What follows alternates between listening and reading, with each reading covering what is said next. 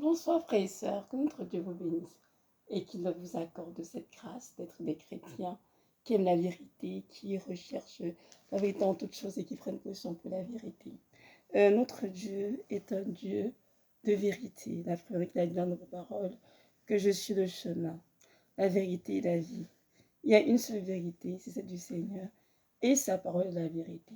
Donc tout chrétien qui aime le Seigneur doit aimer la vérité. Tu es un chrétien qui dit le Seigneur et qui n'aime pas la vérité, c'est qu'il y a un problème quelque part dans ta vie et ce n'est pas du tout normal. Tout chrétien doit être constamment en train de rechercher la vérité, constamment toutes les situations qui entourent sa vie, la vie des autres, toutes les situations dans lesquelles il est impliqué de près ou de loin. Parce que nous ne pouvons pas juger sans connaître la vérité totalement. Nous ne pouvons pas nous permettre de mettre un jugement, un avis si la vérité n'est pas connue. C'est pourquoi il est important que nous puissions connaître la vérité concernant nous-mêmes, nos vies et puis les vies de ceux qui nous entourent, afin de mettre le jugement, si Dieu le permet. Aujourd'hui, je vais parler justement de l'amour qui se réjouit de la vérité dans de la justice. Je ne peux pas comprendre qu'il y ait des chrétiens qui prennent parti du mensonge et s'en réjouissent. Et sont en train de dire Jésus, en train de dire Amen, en train de prier en langue. Ça n'a aucun sens. Le Seigneur, notre Dieu, sait très bien qu'il y a des choses qui nous sont cachées, qu'on ne connaît pas, c'est vrai. Donc, si nous faisons face à un problème ou à une situation quelconque, que ce soit familiale ou même dans l'église, ou du travail, dans laquelle on est impliqué, s'il faut prendre position pour quelque chose, pour la vérité, on va dire, il faut qu'on sache la vérité. Et si on ne la connaît pas, c'est mieux d'avoir l'humilité, d'avoir les fruits du Seigneur, de dire Seigneur, qu'en est-il exactement? Car on doit savoir que tout mensonge dit ou tout mensonge auquel on aura cru peut que nos vies vraiment de grands dégâts et de ta vie des autres, oui. Parce que le père du mensonge, c'est qui? C'est Satan. Et lorsque nous prenons position pour le mensonge et qu'on reste là-dessus, on ne peut pas céder. On est en train de glorifier Satan, malheureusement, même si on proclame Jésus. Donc, nous devons veiller à connaître la vérité. Le Seigneur, dans sa parole, je crois que c'est dans Jérémie 33, verset 3. Invoque, mais je te répondrai. Je te révélerai des choses cachées que tu ne connais pas. Nous sommes d'accord, mes frères et sœurs, en Christ, qu'il y a des choses cachées que nous ne connaissons pas. Que ce soit dans nos propres vies, nos propres familles, concernant de nos familles, ou la vie de nos collègues, nos frères et sœurs, de nos voisins. Nous devons avoir cette humilité de dire Seigneur, il y a des choses que je ne connais pas. Je viens non à toi, éternel, mon roi et mon Dieu, que tu puisses m'éclairer, que tu puisses me dire ce qu'il en est exactement. Voilà ce que tel a dit. Voilà ce que je ressens. Voilà ce qui est dit par telle ou telle autre personne. Mais c'est ce que je sais, c'est la vérité. Qu'est-ce que toi tu dis? Toi qui es sur ton trône, toi qui vois tout, qui sais tout, et toi, Seigneur Jésus, qui n'était caché. Dis-moi exactement ce qu'il en est. Et Dieu, dans sa grâce, vu qu'il veut que nous marchions dans la vérité, il va certainement se révéler. Et là, nous pouvons donc prendre position pour ce qui est la vérité et même la proclamer sans aucune honte, sans aucune gêne, que nous n'avons rien à craindre, car notre Dieu est avec nous. Un chrétien est appelé à toujours rechercher la vérité, dire la vérité, pour la vérité. Mais beaucoup de chrétiens, malheureusement, ont toute la démangeaison d'entendre les choses qui déclenchent du sens du poil. Et beaucoup ont trouvé au fil des années des moyens de se plaire dans le mensonge et de pratiquer le mensonge de manière subtile. Et ces chrétiens ignorent qu'il y a la parole dans le livre d'Apocalypse que ceux qui aiment et pratiquent le mensonge seront jetés dans le temps de feu. Aucun menteur n'entrera au ciel. Donc il est très important, toi chrétien, qui veux entrer au paradis, de commencer dès aujourd'hui à aimer la vérité. Et apprendre à chaque de mettre un avis ou même de porter une critique quelconque. Parce que Dieu se réjouit de la vérité. Dans 1 Corinthiens 13, il est question de l'amour. Pas de l'amour, mais quel amour? L'amour divin, bien sûr. L'amour agapé, l'amour de Dieu. Pas un amour intéressé, mais un amour vraiment pur, comme Dieu nous a aimés. Et dans 1 Corinthiens 13, verset 6, il dit ceci. L'amour ne se réjouit point de l'injustice, mais il se réjouit de la vérité. Dans cette version, c'est écrit charité. Que ce soit chez toi, amour, c'est la même chose pour le Seigneur. L'amour ne se réjouit point de l'injustice, mais il se réjouit de la vérité. Alors toi, mon frère, ma soeur, est-ce que tu peux dormir dans ton lit et te réjouir du mensonge que tu es chrétien ou que tu es chrétienne? Est-ce que tu peux te réjouir lorsqu'on ment sur ton frère, lorsqu'on dit des choses qui ne sont pas vraies sur ta soeur, lorsqu'on diffame le nom de ton ami ou de ton voisin? Tu vas te réjouir parce que tu sais très bien que c'est la triste faute dans le cœur de Dieu. Beaucoup de chrétiens, par leurs paroles trompeuses, leur cœur double rempli de flatterie, ouvrent des portes aux démons pour que le frère se soit attaqué, mon spirituel. À cause de mauvaises paroles, à cause des mensonges qu'ils leur comportent sur leurs frères et sœurs. Le Seigneur est fortement attristé. Mes frères et sœurs, la vérité, lorsqu'elle est écrite dans le ciel, personne ne peut la changer. Même si tu connais la vérité et que tu te plais à la cacher, à la obscurcir à ta façon, pour te montrer que tu es coupable, pour montrer que tu es très sage, tu te trompes parce que la vérité tôt ou tard elle triomphera. Ça, c'est certain. Et même si Dieu se tait, il te laisse jouer à ce jeu de pro-mensonge, de déclarer le mensonge, de prendre position de mensonge. Il ne dit rien parce qu'à un moment donné, il va se lever et tout ce qui était caché sera découvert. Alors, pourquoi? Pourquoi veux-tu tout simplement pas chercher la vérité et te soumettre à la vérité? Même si cela touche les gens que tu aimes, tu dois dire la vérité. C'est parce que ça touche les gens de ta famille ou des gens que tu aimes bien que tu vas chercher à cacher la vérité. La vérité cache aux yeux de Dieu. Il y a question de parole. Il a dit ceci, je m'en vais lors de son ascension. Je vous enverrai mon Esprit Saint, l'Esprit de vérité, qui vous enseignera toutes choses. Il vous conduira dans toute la vérité. Amen. Dans l'Esprit de Dieu qui est en un esprit de vérité. Il ne peut pas marcher de mensonge. Il va se réjouir du mensonge aucunement. Peu importe de qui il est question. Que ce soit un enfant, que ce soit un adolescent, que ce soit un adulte, jeune adulte ou bien un vieillard. Notre Dieu se réjouit lorsque nous marchons dans la vérité. Et même, l'apôtre Jean, je pense, a dit, surtout quand c'était à son bien-aimé Gaius, qu'il était content de voir qu'il marchait dans la vérité. Notre Dieu veut dans la vérité, parce qu'il y a beaucoup qui marchent dans le mensonge et continuent le nom de Jésus-Christ. Ces chrétiens sont des chrétiens qui se font de propres yeux. Pardonne tromper parce que ces chrétiens ne vont jamais avoir de Dieu s'ils ne se repentent pas. Notre Dieu nous enseigne, l'apôtre Paul, dans Éphésiens 6, verset 12 à 18, l'important de se revêtir des armes de Dieu. Et l'armure spirituelle du chrétien doit être portée tous les jours par le chrétien. Là, il dit dans Éphésiens 6, verset 12, ce n'est pas contre la chair et le sang que nous luttons, mais contre les principautés, les dominations, les autorités, les spirituels dans le lieu céleste.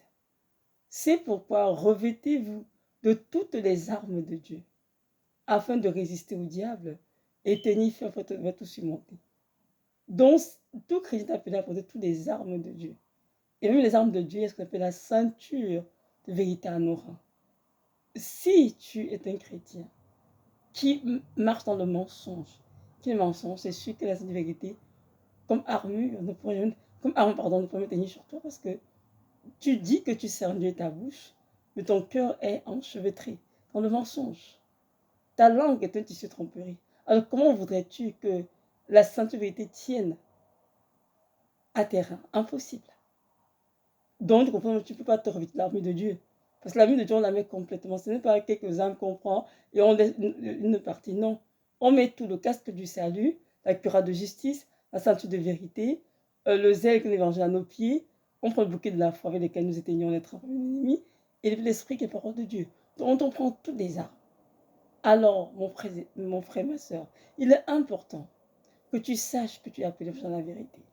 Si, depuis ta vie chrétienne, toujours un double jeu, un peu de mensonge, un peu de vérité, tu t'en sors toujours, tu sais comment manipuler de manière subtile les personnes pour t'en sortir et cacher ton véritable visage, je vais te dire que Dieu te voit. Parce que celui qui a formé l'œil, et il t'entend, celui qui a planté l'oreille. Tout ce que tu as dit, même si c'est dans ta chambre, seront mis à découvert devant tous. Donc évite et renonce au mensonge. Renonce au mensonge et pratique la vérité. Parce que si l'amour de Dieu est vraiment en toi, tu dois te réjouir de la vérité, non de l'injustice et non du mensonge. Tu dois être un chrétien qui a horreur de l'injustice. De nos jours, c'est très rare. Beaucoup de chrétiens prennent part et se plaisent en injustice et s'enregistrent malheureusement au point de mépriser et de dénier les autres. Comme c'est grave. Notre Dieu revient bientôt, mes frères et sœurs. Pensez à votre éternité. Pensez à votre éternité. Où est-ce que vous voulez passer votre éternité? Au paradis près du Seigneur ou en enfer? Près de Satan. Satan est le père du mensonge, je vous rappelle. Il est juste pour dérober, détruire, engorger. Et rien d'autre. Mais Jésus-Christ a dit qu'il est venu avec ce vie et la vie. Et qu'elle est en abondance.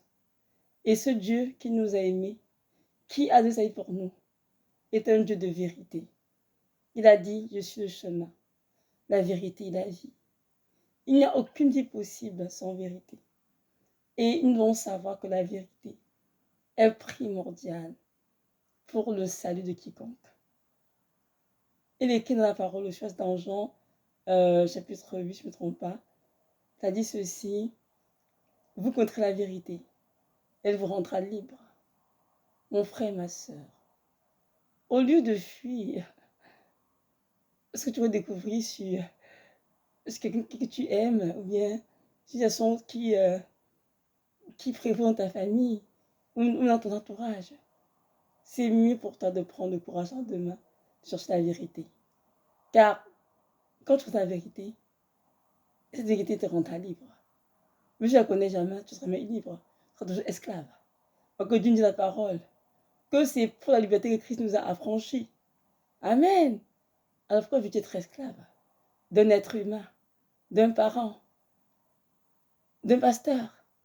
Tu dois chercher la vérité sur qui est ton pasteur, sur est ta dame. Tu sais la vérité sur qui sont tes parents et que font-ils vraiment spirituel. Oui, c'est important de parler de cela parce qu'il y a beaucoup d'enfants qui se complaisent dans des choses, comment dirais-je, fausses sur leurs parents.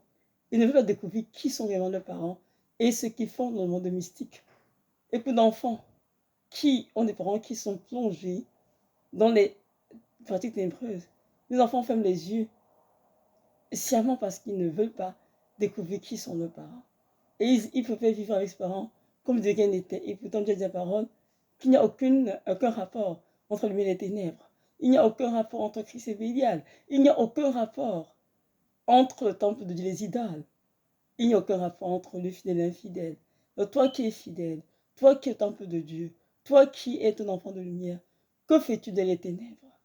Pour que tu découvres qui est dans les ténèbres et que font-ils pour pouvoir t'en préserver et prier pour eux afin que Dieu puisse les en délivrer.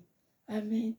Mes frères et sœurs, nous devons être toujours constants en train de rechercher la vérité. Tout ce qui nous entoure, c'est très important. Moi, je vais te témoigner d'une maman. Et cette maman est une maman qui priait. Elle priait beaucoup. Et elle s'est rendue compte que quelque chose n'était pas dans la maison avec une de ses filles. Et j'ai mis son courage. Elle a présenté au Seigneur. Qu'est-ce que c'est avec ma fille? Je trouve qu'elle n'est pas normale.